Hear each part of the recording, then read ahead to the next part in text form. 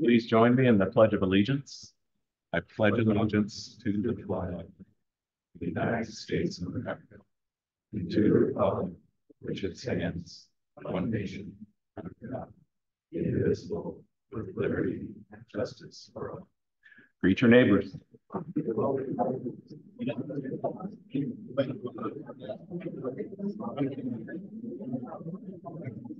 Sure. Yeah. And we do have Rotary wise. Yeah, so we start.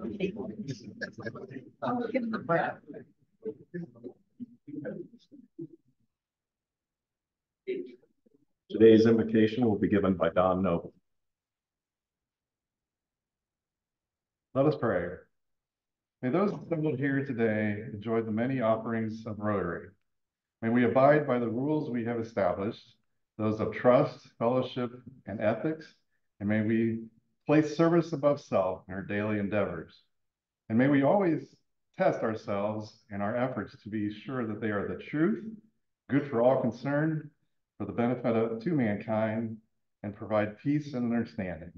Amen. All right, thank you, Don. Well, President Courtney is traveling on business this week, so I guess I got promoted from the tech table to the podium today. But what a beautiful day, sunshine. We've been pretty lucky here in the month of February, except for last Friday night, we had a little reality, but other than that, pretty good February. Today is President's Day. So President's Day was created in 1885 and was officially named Washington's birthday. It was among one of the very first federal holidays enacted by Congress, giving government workers in the District of Columbia a day off work. So it's good to see a couple bankers here today. I see you there. Good job. So at this point, I'll turn it over to Secretary Lynn and the Secretary's report. Thank you, Terry. It is a blessing and an honor to pay tribute to Ed Eberhart today for 60 years of Rotary service. Past President Ron Holtman will share some of Ed's Rotary accomplishments and memories of Ed as told by several of you who knew Ed well. Ed's name is already on the plaque in our Rotary Grove at Oak Hill Park, and a tree has been planted in his honor for his 50 years of Rotary service. In addition, his name is being added to our 60-year member plaque, one of just 9 Rotarians to achieve this remarkable milestone. They are Don Noble, Charles Franks, William Lytle, Arden Ramsire, Dan Parmalee, Harold Freelander, Ray Dix, and Robert Pete Bogner, who actually attained 70 years, the longest service in our club. Past President Ron.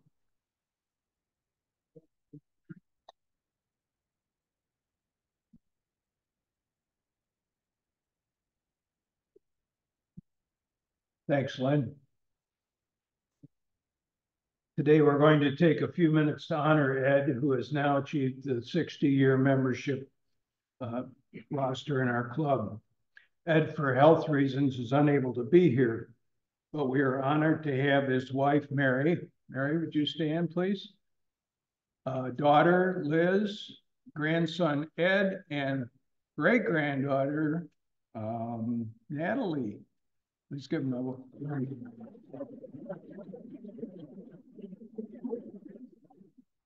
Liz, as many of you know, is married to Steve Glick, and he had to be there today. Today's presentation is being recorded so that we can provide Ed with a copy. He's a resident of Westview Manor. He is able to have visitors. You can also extend congratulations to him with a note or card addressed to him at Westview, 1715 Mechanicsburg Road. Ed graduated from the College of Worcester, where his father was a distinguished professor of economics. He attained his law degree at the University of Chicago Law School and was admitted to the Ohio Bar on October 20th, 1960. He began his private law practice with the Funk Law Firm in 1960 and worked there until 1968. He was a Worcester City solicitor during the years 66 through 1968. He then served as an assistant prosecutor in Wayne County Municipal Court. And during the period 1969 to 1975, he presided as a Wayne County Municipal Court judge. An interesting side note is that I ran across a November 14th, 1969 edition of the College of Wooster Voice, the student magazine, which reported the following from the November 4th election of that year. A majority of Democrats were elected to Worcester City Council. College of Worcester President Garber Druschel, father of Rotarian Doug Druschel, would finish his term as city council president. And the paper noted Ed Eberhart, a Republican, defeated Bill Wirtz for the municipal judgeship. Just for context, I want to let you know, most of you don't know this, that back then we were all still using rotary phones, and we didn't have to dial an area code when we made a local call. And I don't think Taylor Swift was there to influence the election. Ed joined Rotary in 1964. To date, he is our club's largest contributor to the Paul Harris Fund. Ed adopted the practice of adding an RI contribution to every quarterly club bill, a practice that would suit us all, which has resulted in his significant cumulative gifts to Rotary International. Ed was an active member of this club. He served many years as the stage manager during the Rotary auction, where he handled all of the items scheduled for auction from the stage. During this time, he recruited Mary and some of his children to assist. As avid basketball fans, Ed and Mary prepared all of the auction tags while watching March Madness basketball. And Ed enlisted son Ned and daughter Karen to work as stagehands. Mary also made pies and worked in the kitchen to provide food service to auction patrons. During one auction, when Ed was working the stage, he was the victim of a prank by our favorite auctioneer, Dave Gallipoo. A large Chinese-style vase came up for sale. Dave touted the item as a rare ceramic piece made during the Ming Dynasty. He anticipated that the vase would sell for thousands of dollars. Dave started the bidding at $5,000. Unknown to Ed, Dave had arranged to have another Rotarian give the vase to Ed for display to the crowd. The Rotarian intentionally mishanded the vase to Ed in a way that caused it to drop and smash into pieces on the stage. The crowd, along with Ed, was stunned. After a brief pause, Dave proceeded to auction the pieces before finally announcing that the whole deal was a hoax. Ed was a traveler. He satisfied a lifelong dream of circumnavigating the globe by taking a 3-month round-the-world cruise on a Cunard ocean liner. He also loved rafting down the Colorado River. By my count, he made at least 8 trips with College of Worcester geology professor Fred Kropp and other Rotarians. He also sponsored his own family members for their trips down the river. Ed became very good friends with boatmen and spoke of pride after one trip when he described that the boatman had let Ed steer the raft through one of the river's large rapids. Ed has set a high bar of achievement for all Worcester Rotarians through his long commitment of service to our club and to Rotary International. We congratulate him on his 60 years of dedicated service to Rotary. Thanks, Ed.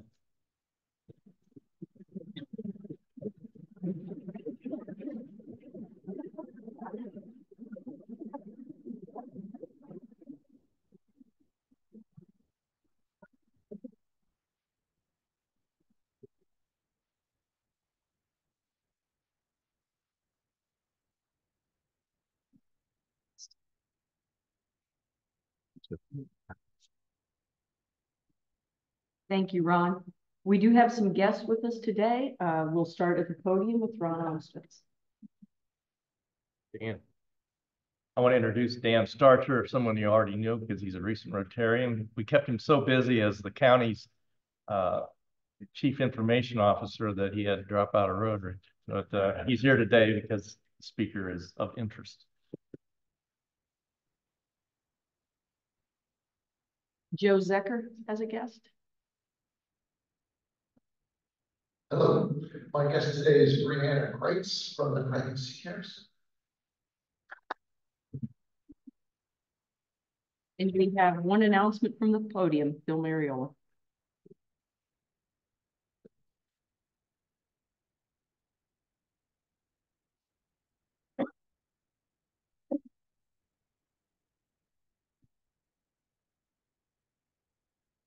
All right, who is it? Tim Swift. When I joined Rotary, Wooster Rotary in the 1990s, early 90s, I heard people say, Rotary owns the city, Kiwanis runs the city, and the Lions just roar and have fun. Like most stereotypes, this is not so true. All three service clubs are really wonderful and do a lot of good things in the community.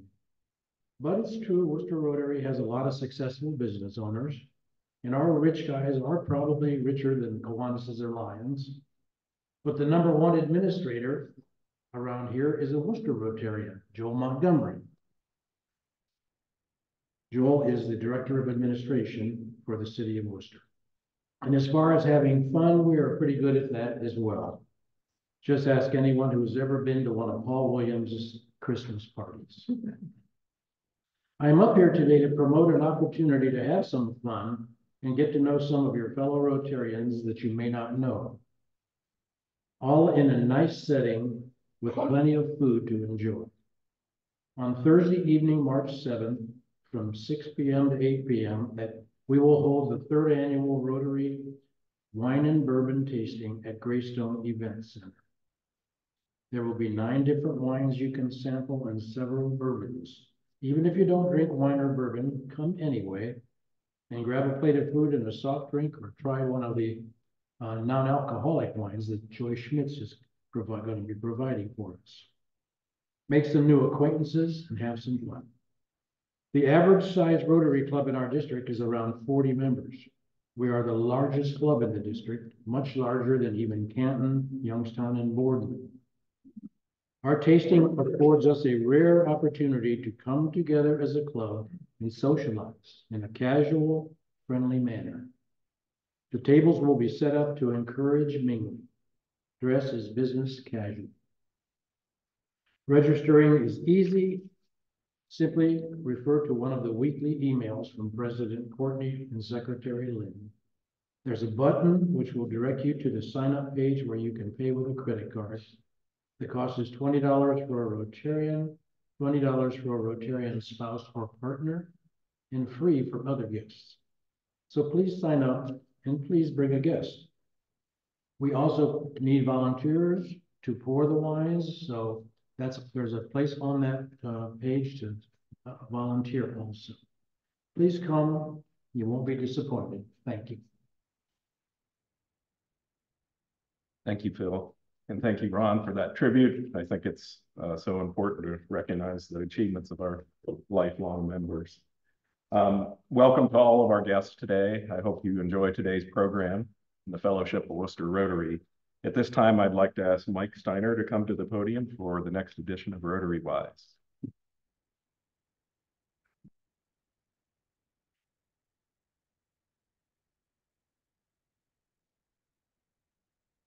Good afternoon to all of you. This is the 5th and final episode of the series of conversations called Rotary Wise to Rotary Wise. Interestingly, the subject of today's topic is attendance. You talk about poor planning. I'm supposed to talk to the membership about the expectations of attendance on a national holiday where most of our members are playing hooky. but we'll carry on anyhow. Timing is everything.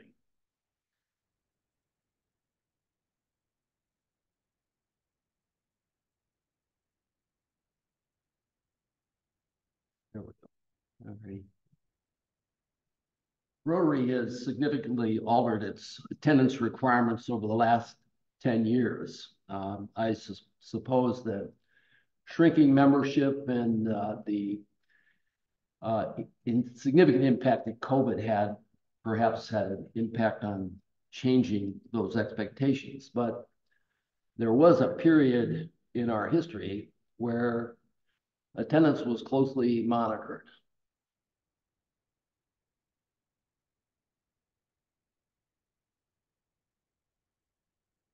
Back in the days when we gathered together at the Wooster YMCA in their meeting room then, but now their fitness facility, we were a thriving organization of about 225 members.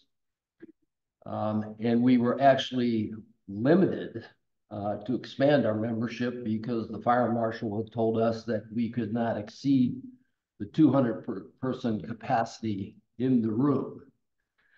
In any event, Rotary took attendance every week, and the secretary prepared a list for the chairperson of the attendance committee. And the chairperson then took that list and prepared postcards to send to every member who was on that missed meeting list. Now, I don't remember anyone, being terminated from Rotary because they missed 3 meetings. We were a bit like baseball, 3 strikes and you're supposed to be out. But I think the threat of termination apparently was a real strong source of motivation for people to meet that attendance requirement.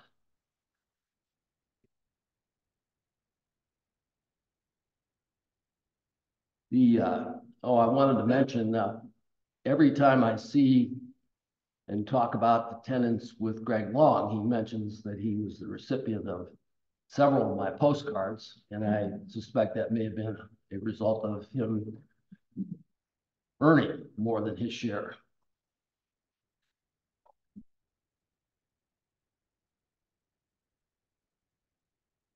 These are the general provisions of the attendance section of the Constitution for the Rotary clubs throughout the country and the world. And I'm not going to read that to you because it really just talks about anticipating regular attendance at Rotary meetings and participating in events and service projects. But I do want to continue and talk a little more about the changes that have been implemented in the area of called the duration of membership. And it goes on to say that every Rotarian is expected to attend 50% of all of the regular meetings of your home club. You're supposed to provide at least 12 hours of service within any given year, and you're not supposed to miss any more than 4 meetings. This is an expression of the ways that you can meet that meeting requirement. There are 7 of those. We're not going to go through that, but I just want to talk about there's a philosophical side to this list, which says Rotary is trying to create many ways for members to meet the attendance requirement. But there's also a practical side that says this imposes a significant burden on the administration of attendance within each organization. You've somehow got to search out and gather this data, assemble it, and make it, a useful tool. I think in many cases, and including our club, we've chosen not to pursue that vigorously, and that we don't accumulate much of a database on attendance. As Bob Gorman says in his script at the induction ceremony, you are expected to attend Rotary meetings as often as circumstances permit.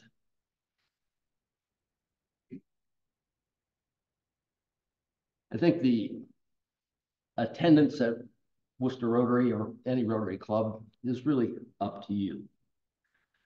The value proposition of Rotary is the opportunity for fellowship and service. Failure to participate in Rotary at a high level compromises the experience for both the member and the club. So I would encourage you all to take your own test on how many times you're willing to commit to come to Rotary on a regular basis. Now I'm going to quickly review the previous 5 weeks and summarize those for you as we bring this project to a close. On the very first week, I pointed out that there are 3 guiding documents for Wooster Rotary. They're the Constitution, the bylaws, and the Wooster Rotary meeting policy. I also spent some time talking about the long-standing philosophical position of Wooster Rotary being non-religious and non-political. For all of you who are connected with Wooster Rotary electronically, you should have received all those documents. And if you haven't, please let Lynn or I know. We can provide them to you. If you don't communicate with Wooster Rotary electronically, let us know and we'll send you hard copies of those documents. I encourage you to take a look at them. They're not lengthy and will help give you a better picture of the guardrails and the map that's laid out before us.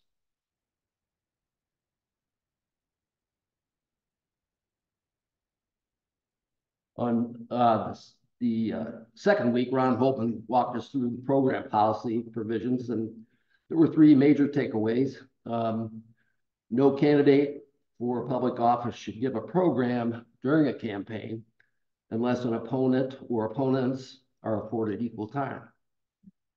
Number 2, ballot issues cannot be presented as a program unless the opposing viewpoint is given equal time as well. And lastly, the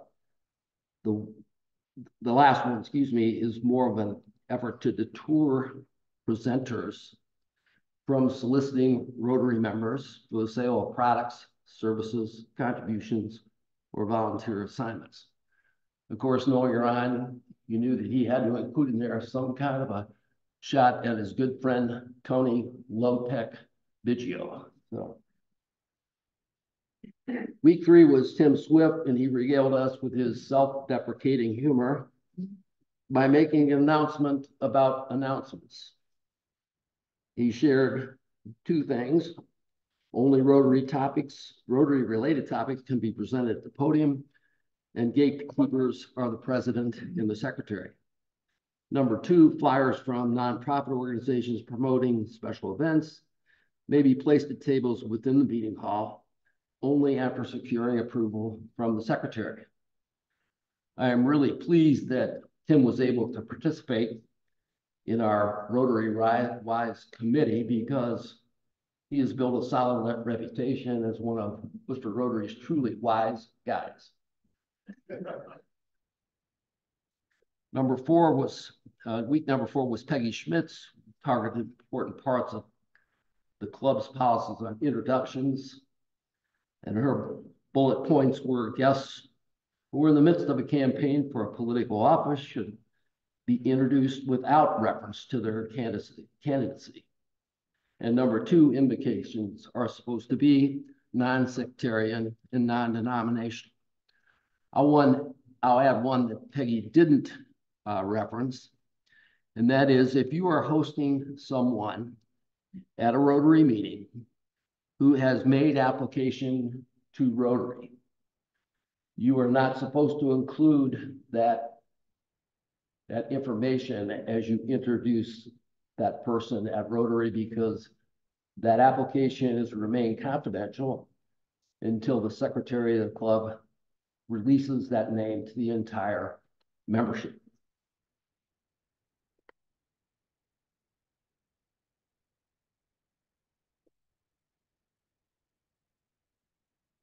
All right, so we talked today about attendance, and we're not going to review any of that any further. So there you have it, Rotary Wise, that have hopefully made you Rotary wise, or at least wiser. Some have referred to these conversations as reviewing the rules of Rotary. When I think of rules, I think in terms of enforcement. It's someone watching over someone's shoulder. To my knowledge, there are no Rotary police. We depend on each other to stay within certain boundaries. Rather than rules, I prefer to call our documents expectations. Expectations that we can all embrace as our Rotary GPS into the future. Being a member of Rotary is not always one in the same thing. Sometimes it requires you to make that decision. I'd like to thank Peggy, Ron, and Tim for their help on this project, and the board of directors for their enthusiastic support of our committee and the rapid responses to our recommendations. Thank you.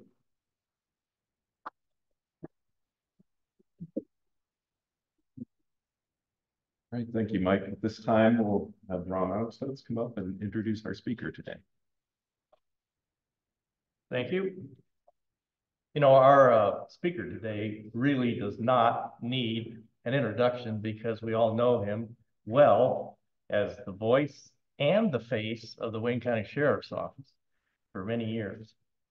Doug Hunter has become a legend in his own time, I think, by the many posts he's had on the daily update videos, and also the 66,000 or so followers of the Facebook page that he started for the Sheriff's Office. I looked the other, just real recently, at his last post was last year on August 4, and it has had 1.3 thousand views on the video where he's basically saying, hey, I'm retiring and I'm done. And it's had 591 comments on that last posting that he did last fall. So that says a lot about what he's done just in that avenue. But he started his career in Marshallville and worked his way to the point where at age 21, he started with the Wayne County Sheriff's Office, and he's been known to say, it's all I really ever wanted to do, and I never looked back. So will you join me in thanking him for those years of service, 42 years, and for what he's doing now, which is his topic today. He's still busy doing things to help our community be a better place, and thank him for coming to talk to us today. Thank you.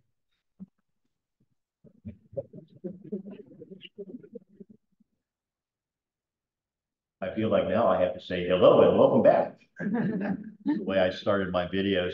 And I feel like I'm somewhat handcuffed. They told me to stay right here. They've got the camera, they got the microphone. Typically, I would be down on the floor walking around and waving my hands and doing these types of things. But I do want to thank you on behalf of the Wayne County Sheriff's Office, as well as myself, for the opportunity to speak to the group today. I was contacted by Don Noble back in the fall, and I said, hey, I'd like you to come in and do a presentation about the Community Emergency Response Team, which is what I'm about to do here. I want to talk about this from the standpoint of this is not something that I just came up with or it's just here. This is a nationally recognized program, if you will, started off in California in the 1980s as a way to train individuals to respond to emergency situations. Now, when I talk about training them to respond to emergency situations, I'm certainly not referring to in place of the real first responders, being paramedics, firemen, law enforcement officers, and those types. But what I like to point out is you yourself could very well be the first responder to an emergency. You could find yourself suddenly in a situation, and if you do, wouldn't it be nice to have some additional training where you're able to help those that are around you? Think of this building here right now, a beautiful facility, really good food prepared for us today. But if suddenly there was a disaster, if the roof caved in, all of us here can find ourselves as being first responders. And there's a saying that says that you will not rise to the occasion, but you'll rise to your level of training. That's a very popular saying in the first responder community, which means if your training is not there, you cannot expect to perform well in an emergency, which is what a lot of people seem to think about. Well, when it happens, I'll just know what to do. So we want to talk about the CERT concept here, and you go. So train volunteers for it within the workplace and within their communities. I'm going to talk as I go through about the training that we do here in Wayne County. The training for CERT takes a couple of different twists. We've adopted what's called the hybrid CERT training, which is partially online, partially hands-on. Other places will do all of their training hands-on. I like the concept of the hybrid because it allows people to do the initial training at their own pace at home, online, and then meet up with us and do the hands-on training. The online training is very, very well done, put on by the University of Utah Health. And I was very impressed with it when I took the course myself. In fact, I feel like as far as the county government goes, that there would be benefit for all of our county workers to take this training. It's not your typical first aid training. It covers a lot of different topics that you could encounter in the workplace. So if some of you folks here today are representing those types of organizations, I'm going to encourage you to perhaps take a look at the online training, whether or not you want to train with the goal of your individuals being called out to assist the true first responders. But I see true benefit in this in every way. It's important to realize, because in the first responder community, which I was part of for over 42 years, sometimes not sometimes, most of the time, volunteers are looked at somewhat skeptically. But we have to get past that, make sure that our volunteers know their place, know where they're going to be, because a lot of volunteers bring a lot of unique tools to the table. You look around the room here, all of you have different skill sets. And for me to just poo-poo those away and say, well, you're not really a policeman or a fireman, that's a mistake. But likewise, it's important for our volunteers to know where they fit in with things. And this is a very generalized organizational chart where the first responders are the ones that we're counting on. All the society is looking to the first responders. The CERT group falls in much lower. They're the backfill people that can do the more mundane tasks in a major disaster, catastrophe, these types of things. That's what we're talking about. You can see here the types of support that these folks are trained to do. Here in Wayne County, I feel like some of the main disaster situations that we can encounter really center around flooding, man-made disasters, as well as tornadoes. Probably you're not going to have a tsunami here in Worcester, but in other parts of the country, they would train their CERT people for that type of situation. But we like to tailor the training for the types of situation that we are most likely to encounter locally. And that's where the CERT model is fluid in that way. What they do not do. When you go home today, you may say, oh, okay, we're going to Google CERT training. And sometimes the flavor of the videos that you might see tend to think that they're taking the place of firemen. And that's just not the case. They're not going to be asked to go in to fight a large fire. They might, and they will be trained to utilize a fire extinguisher to extinguish a small fire in the workplace or their home or these types of situations. But we're not calling on our CERT members to drive the fire truck to the fire scene or get in a police car and go to handle a domestic situation. That's not what this is. But these are just some generalized ways. But the important thing is that we stress to them that they are not to self-deploy. with some volunteer groups, you know, they're anxious, they want to help, they want to go, and all of a sudden they just show up. And the first responders now have a bigger problem managing the volunteers that they really didn't ask to come to the table. So the CERT model requires an activation. Here in Wayne County, the activation trigger is we use what's called the WIN system. It's a countywide notification system. Some of you may be signed up to get notifications about the snow level emergencies or other things like this. So we have it set up to where if there's a call out, so to speak, I am able to notify our members via the WIN system and give them specific instructions on what to do and where to go. Some general equipment that certain folks generally going to keep with them: hard hat, goggles, mask, boots, gloves, these types of things. Generally kept in, or they'll refer to it as a go bag. I have a lot of other things in my bag other than these, but these are just some of the basics. And you will see our group, sorry, Dan, it could be a moving target. Our group will all wear a vest like this one. And it's not much different than most of the green reflective vests that you see, other than it's solid on the back. Mine has my first name and my unit number, and it's marked with CERT on the back of it. Anytime our people are out providing assistance, they'll be wearing this type of vest so that they are recognized. When we did the initial group of people, I put an email. I was still working with the sheriff's office last year when we started putting this into place.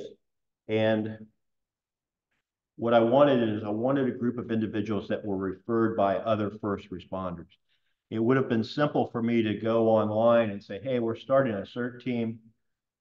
Contact me and we'll get you going. I wanted a group of people that were known to the first responder community to be part of the initial group. So as luck would have it, 6 of the 8 people that we initially trained were known by me, and 2 others were referred by other first responders. They took their 12-hour online course, and they immediately, we took the hands-on training at the Wayne County Fire Academy near Apple Creek. But when we talk about emergencies, I think we should be, as individuals, prepared all the time for things.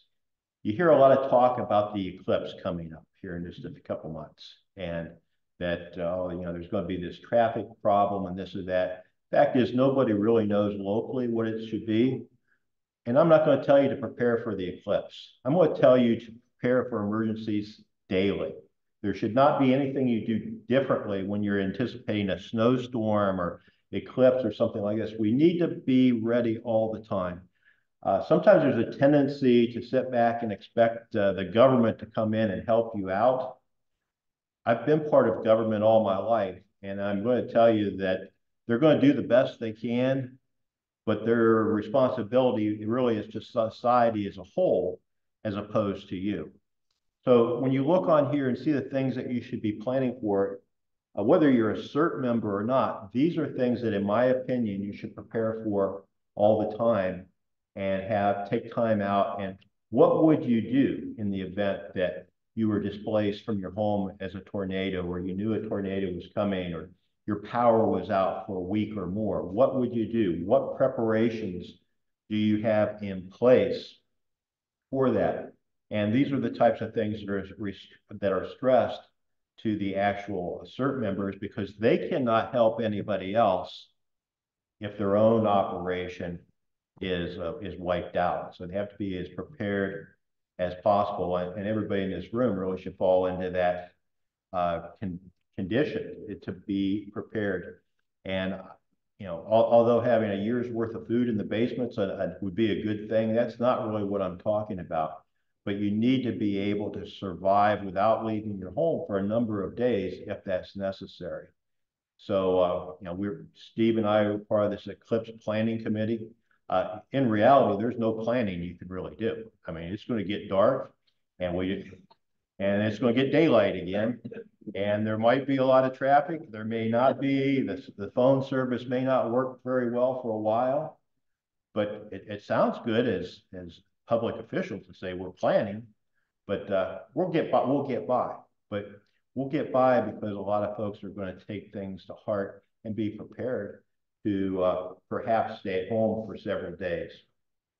As I already talked about, responding only when requested is a big deal. I already talked about, the extinguishing of small fires, treatment of injuries. These folks are not trained to be paramedics, very basic first aid. In fact, CPR is not part of the initial training because the concept is if you're responding to a large-scale disaster, your mission is to do the greatest good for the greatest number of people. So rather than spend all your time with one person when there could be 20 others that need help, we're going to focus on those 20 others and get it done. Not saying that we're not trained in CPR, but that's not part of the initial part of the training. Okay, liability, there's a number of levels of liability that are in place, but it's important to realize these folks are serving as volunteers. They've taken an oath. They're registered with the state of Ohio under the Ohio Response situation. I cannot stand here and tell you a whole lot about the liability aspect of it, but those are the layers of liability coverage that are in place for them. Where I see our group having the most interaction is probably community events. I'm an amateur radio operator, and likewise, the majority of the people that are involved in CERT have kind of blended the two organizations together here locally. And we've helped at the Wayne County Fair. We've staffed the Skywatch Tower there for the past, I think, 3 or 4 years. There's a tower there that's staffed with radio operators that are serving as volunteers that are able to look out and communicate with the members of the sheriff's office that are there. We've helped with the Wooster Half Marathon as well as several other running type races here in the area as a way of providing supplemental communications. For example, with the Wooster Half Marathon, I usually have radio operators. I have them where the law enforcement officers are not. I don't have these people directing traffic or doing this type of thing. They're staged along the route in the event that there was an injury or somebody needs medical assistance. They're able to radio in and communicate that without the need of utilizing cell phones, which can fail. In fact, at the fairgrounds, that's always a real issue when the population swells down there, that we have problems with cell phone communications. So yeah, the amateur radio operator side of things here, we've got a good organization here in Wayne County. We've put about $8,000 into our radio system in just about the past 6 months to make this more robust. The first responders here in Wayne County utilize a radio system called MARCS, which I absolutely love, but I don't like to put all the eggs in one basket. I like to have other ways to communicate. So the ham radio is one of them. I've also been utilizing a phone app called Zello, which allows your phone to work similar to a walkie-talkie. It's a push-to-talk app.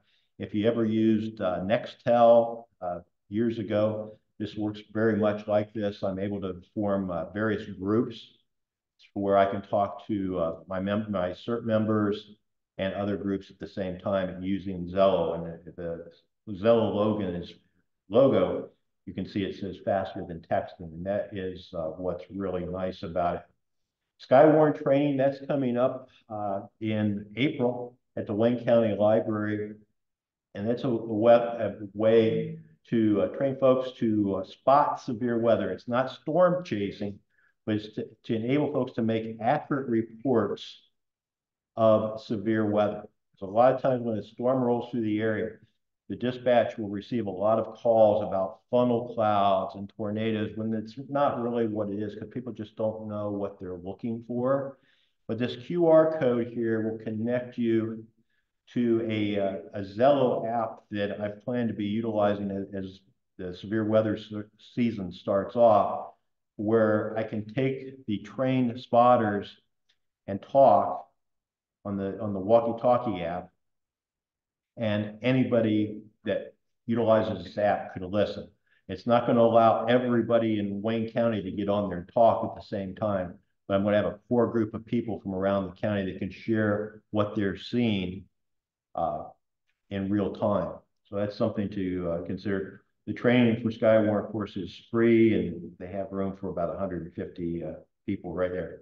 So as far as CERT goes, what to do? I'm going to put my email address up here in the minute, but it takes 12-hour online course. You can take it at your own pace, and then once you're completed with that, you send me your certificate, and then we'll schedule the online when we get enough people for a course. We did one in October, and I'm hopeful to do one in March, but it might not happen because I don't have enough students to make it worth time. But hopefully you folks know someone who may be interested in helping out with this. From the calling out standpoint, likewise, I would encourage you to take the online training no matter what your intentions might be. They told me to leave about 5 minutes for questions, and I'll put my email up there as well. But the online training is put on by the University of Utah Health. So if you Google that, you'll be able to find that. It's very, very well done. Again, there's no cost for that. What questions do you have for me at this time? Lynn is standing by with the microphone. With one, is there an age limit? Young, I mean, 18 or older? 18 or older is really what we're looking for. I had a video that for whatever reason decided not to play, but one of the things it stresses, it's open to everybody. There's no real age limit other than to be an adult. So I've got people on the team now that have some disabilities, but they're still able to contribute, and no age limit. No age limit or no questions. Well, I'll hang around here for a bit after the fact, but again, I want to thank you for the opportunity to come in and talk about this.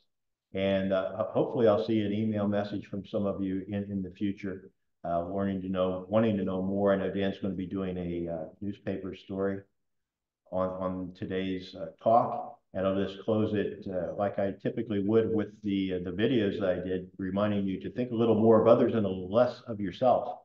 And things will be a whole lot better right here in Wayne County, Ohio. Thank you very much.